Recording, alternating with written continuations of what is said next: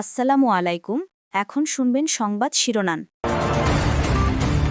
নানা দাবি তুলে নির্বাচন বানচাল চেষ্টার অভিযোগ মির্জা ফখরুলের।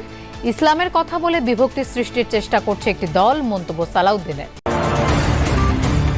নির্বাচনের আগেই গণভোট হওয়া উচিত, লন্ডনে বললেন জামায়াতের আমির। নির্বাচন কমিশন ভাগাভাগি হয়ে গেছে, মন্তব্য এনসিপি নেতা হাসনাতের। প্রধান উপদেষ্টার সাথে তিন বাহিনী প্রধানের সাক্ষাৎ, সুষ্ঠু ও শান্তিপূর্ণ নির্বাচন আয়োজনের প্রস্তুতি নেয়ার নির্দেশনা দিলেন ডক্টর ইউনূস।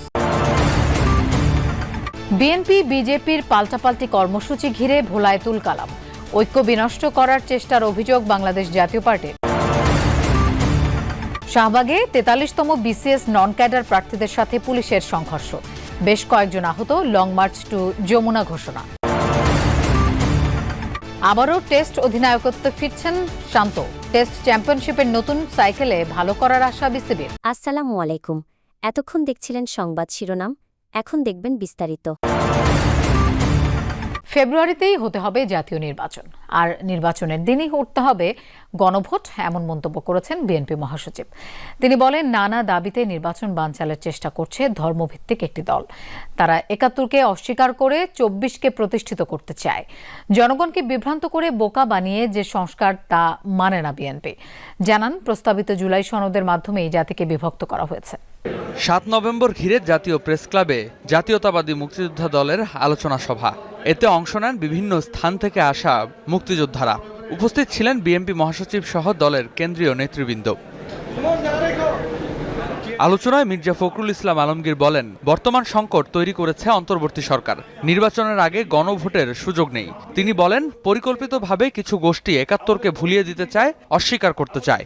অত্যন্ত পরিকল্পিতভাবে কিছু কিছু শক্তি, কিছু কিছু মানুষ এখানে বিভক্তি আনতে চায়। ১৯৭১ সালকে যারা ভুলিয়ে দিতে চায়, তাদের লক্ষ্য একটাই, তারা ১৯৭১কে অস্বীকার করতে চায়। এবং আমরা যে বাংলাদেশে একটা স্বাধীন সার্বভৌম রাষ্ট্র হয়েছি, লড়াই করে যুদ্ধের মধ্য দিয়ে, আমাদের নেতা শেখ জিয়া রহমানের ঘোষণার মধ্য দিয়ে, সেটাকে তারা অস্বীকার করতে চায়।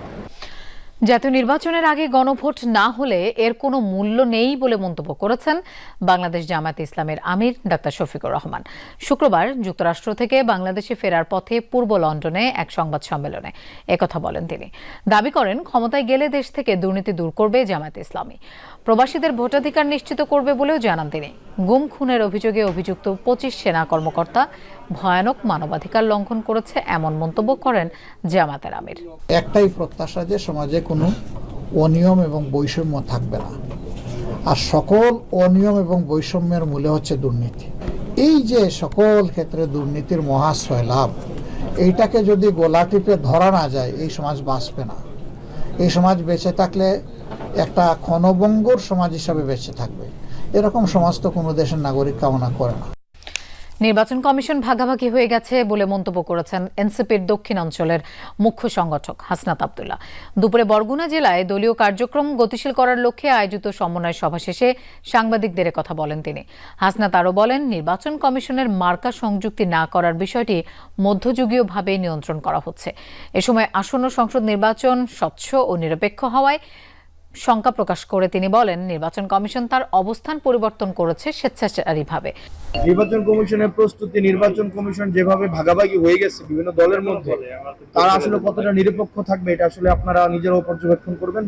আগামী সংসদ নির্বাচন শান্তিপূর্ণভাবে আয়োজনে নিশ্ছিদ্র নিরাপত্তা ব্যবস্থা নিশ্চিত সহ প্রয়োজনীয় প্রস্তুতি গ্রহণের জন্য ৩ বাহিনীর প্রধানকে নির্দেশ দিয়েছেন প্রধান উপদেষ্টা ডক্টর মোহাম্মদ ইউনূস। সন্ধ্যা ৭টায় রাষ্ট্রীয় অতিথি ভবন যমুনায় যান সেনাবাহিনী প্রধান জেনারেল ওয়াকারুজ্জামান, নৌবাহিনী প্রধান অ্যাডমিরাল মোহাম্মদ নাজমুল হাসান ও বিমান বাহিনী প্রধান air chief marshal Hasan Mahmud Khan. এ সময় ডক্টর ইউনূস বলেন, গত ১৫ মাসে সেনাবাহিনী সহ সব বাহিনীর সদস্যরা দেশের আইন শৃঙ্খলা রক্ষায় অত্যন্ত কঠোর পরিশ্রম করেছেন। আসন্ন নির্বাচন যেন নিশ্ছিদ্র নিরাপত্তার চাদরে ঢাকা থাকে, সেজন্য ৩ বাহিনীকে প্রয়োজনীয় নির্দেশনা দেন তিনি। ৩ বাহিনী প্রধানও তাদের প্রস্তুতির সম্পর্কে প্রধান উপদেষ্টাকে অবহিত করেন। পাশাপাশি আগামী ২১ নভেম্বর সশস্ত্র বাহিনী দিবসের আয়োজনে প্রধান উপদেষ্টাকে আমন্ত্রণ জানান তারা। ভোলায় বিএনপি ও বিজেপির পাল্টাপাল্টি কর্মসূচি ঘিরে ধাওয়া পাল্টা ধাওয়া হয়েছে। এতে পুলিশ সহ অন্তত ৫০ জন আহত হয়েছেন। এই ঘটনায় আতঙ্ক ছড়িয়ে পড়ে চারপাশের এলাকায়। ঘটনার পর দুই পক্ষই এজন্য একে অপরকে দায়ী করে। পাল্টাপাল্টি কর্মসূচিকে ঘিরে লাঠিসোঁটা হাতে দুপক্ষের ধাওয়া পাল্টা ধাওয়া। শান্ত পরিবেশ মুহূর্তেই পাল্টে যায় উত্তেজনায়, আতঙ্ক ছড়ায় চারিদিকে। প্রত্যক্ষদর্শীরা জানায়, ভোলা জেলা বিএনপি ও বিজেপির কার্যালয়ের সামনে চলছিল নিজ নিজ দলের কর্মসূচি। পরে বিজেপি ও তাদের সহযোগী নেতাকর্মীরা স্থানীয় নতুন বাজারে দলীয় কার্যালয়ের সামনে থেকে মিছিল বের করে। বিভিন্ন সড়ক ঘুরে একই স্থানে গিয়ে শেষ হয় মিছিলটি। পরে অনুষ্ঠিত হয় সমাবেশ। অন্যদিকে শহরের মহাজনপট্টিতে জেলা কার্যালয়ের সামনে সমাবেশ করে বিএনপির নেতাকর্মীরা। মিছিল নিয়ে নতুন বাজারের পৌর ভবনের সামনে পৌঁছালে উভয় পক্ষের মধ্যে প্রথমে ইটপাটকেল নিক্ষেপ এবং পরবর্তীতে ধাওয়া পাল্টা ধাওয়া হয়। আহত হয় দুই পক্ষের অর্ধশতাধিক নেতাকর্মী। খবর পেয়ে ঘটনাস্থলে গিয়ে পরিস্থিতি নিয়ন্ত্রণে নেয় পুলিশ। আহতদের উদ্ধার করে পাঠানো হয় হাসপাতালে। কে বলছে তো আমি জানি না, আমি নিজে। এ ঘটনায় সংবাদ সম্মেলন করেন জেলা বিএনপির সদস্য সচিব রাইসুল আলম। জানান, পূর্ব ঘোষিত সমাবেশ শেষে মিছিল নিয়ে পৌরসভা সংলগ্ন সড়কে পৌঁছালে বিজেপির নেতাকর্মীরা তাদের ওপর ইটপাটকেল নিক্ষেপ করে। এতে উত্তেজনার সৃষ্টি হয়। শাহবাগে ৪৩ ও ৪৪তম চলমান বিসিএস চাকরি প্রত্যাশীদের সাথে পুলিশের সংঘর্ষ হয়েছে। শাহবাগের মূল সড়ক অবরোধ করতে চাইলে তাদের বাধা দেয় পুলিশ। বাধা উপেক্ষা করে এগিয়ে যেতে চাইলে ছত্রভঙ্গ করে দেয় পুলিশ। এ সময় বেশ কয়েকজন আহত হন। পুলিশের অ্যাকশনে ছত্রভঙ্গ বিসিএস ক্যাডার ও নন ক্যাডার পদ প্রত্যাশী আন্দোলনকারীরা। তারা শাহবাগ অবরোধ করায় যান চলাচল বন্ধ হয়ে যায়, সড়কে সৃষ্টি হয় অচল অবস্থা। আর তখনই সক্রিয় হয় পুলিশ। প্রথমে আন্দোলনকারীদের সাথে আলোচনা, এরপর আরও কঠোর অবস্থানে পুলিশ। জাতীয় জাদুঘরের সামনে অবস্থান ও বিক্ষোভ কর্মসূচির পরই শাহবাগের মূল সড়ক অবরোধের সিদ্ধান্ত নেয় আন্দোলনকারীরা। যেসব ব্যানার হাতে নিয়ে ঘণ্টাখানেক আগেও বিক্ষোভ কর্মসূচি হচ্ছিল, সেগুলোই পুলিশের তৎপরতা শুরুর পর রাস্তায় ছড়িয়ে ছিটিয়ে পড়ে থাকে। এরই মধ্যে মুষলধারে বৃষ্টি। ছত্রভঙ্গ হয়ে সবাই বৃষ্টি থেকে বাঁচতে বিভিন্ন জায়গায় আশ্রয় নেন। এ সময় আন্দোলনকারীরা পরবর্তী কর্মসূচি হিসেবে ঘোষণা দেন প্রধান উপদেষ্টার বাসভবন যমুনা অভিমুখে যাওয়ার। বেধরম পিটায় আমাদেরকে, এবং আমাদের 10 জন এই সহযোদ্ধা এখানে এই পরিমাণ পিটায় এবং কাউকে কাউকে থানার ভিতরে নিয়ে পিটায়। আমরা কিন্তু আজকে যমুনার দিকে রওনা দেই নাই, আমরা শুধুমাত্র ওইখান থেকে ঘুরে এসে আবার ওই জায়গায় যাইতে চাইছি। প্রয়োজনে যমুনা অভিমুখে কঠোর কর্মসূচি দিতে আমরা বাধ্য হব।